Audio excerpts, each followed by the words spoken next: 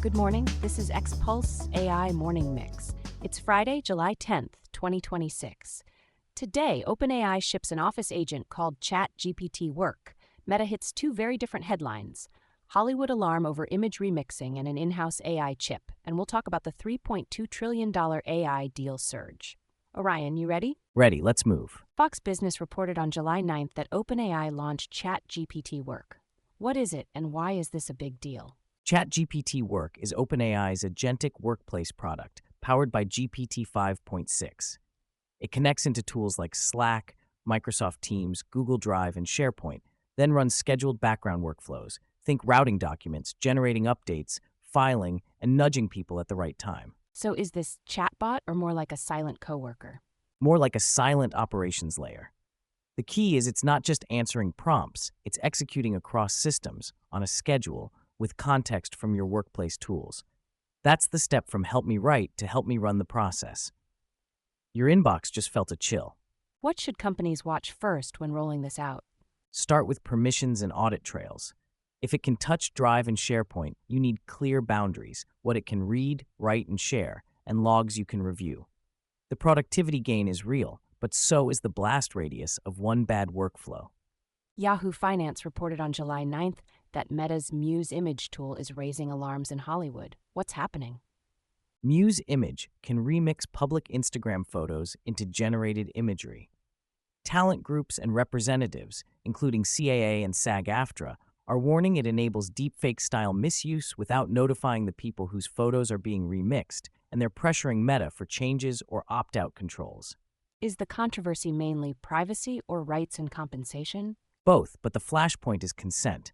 Even if a photo is public, people didn't post it to become training material or a remixable asset for lookalike content.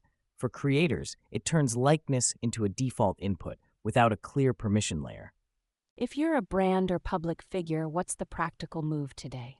Assume public equals model ready, unless platforms provide real controls.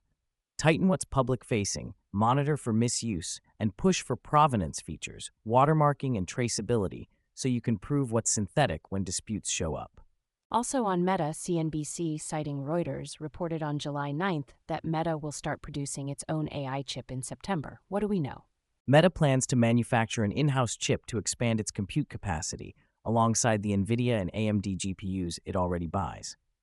The intent is scale, more training and inference horsepower, with better control over cost, supply, and performance for Meta's specific workloads.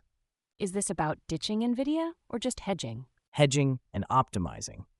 Nvidia is still the default for a lot of frontier training, but hyperscalers want custom silicon for inference efficiency and predictable supply. Everyone wants their own little Nvidia until the software stack bills come due. What changes if Meta actually pulls this off? It pressures the whole ecosystem toward mixed fleets, custom chips for steady inference, GPUs for cutting-edge training, and a lot of orchestration software to glue it together. The winners aren't just chip makers, it's whoever simplifies deployment across that mess. The New York Times reported on July 9th that global deal-making hit about $3.2 trillion over a 6-month span, driven largely by companies chasing AI capabilities.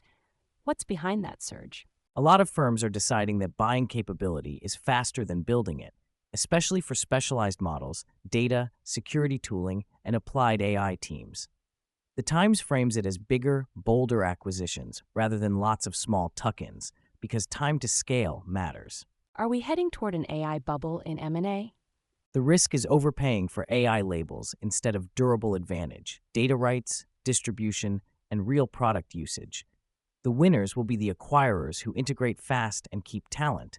The losers will learn that a model doesn't fix a broken org chart. What should listeners watch as a signal that a deal is actually smart? Look for clear integration intent, where the acquired tech lands in the product, how data will be governed, and what metrics will improve: cost, latency, conversion, retention. If the plan is vague, it's probably a very expensive press release. Let's hit a few rapid updates, starting with models and developer access. Quartz reported on July 9th that Meta released Muse Spark 1.1 and opened a paid developer API, positioning it for agentic and coding workflows. And ZDNet reported on July 8th OpenAI's GPT-Live-one voice models, full duplex, less interrupty, plus live voice upgrades for more natural pacing. On the money side, what numbers stood out? Yahoo Finance, citing Bloomberg, reported July 9th that Mercor is in early talks to raise at about a $20 billion valuation. Mercor focuses on specialized AI training data and tools. And SiliconANGLE cited PitchBook on July 9th. U.S. venture funding hit $412.7 billion in the first half, with AI deals dominating. Infrastructure keeps getting weirder. In a good way, what are you watching?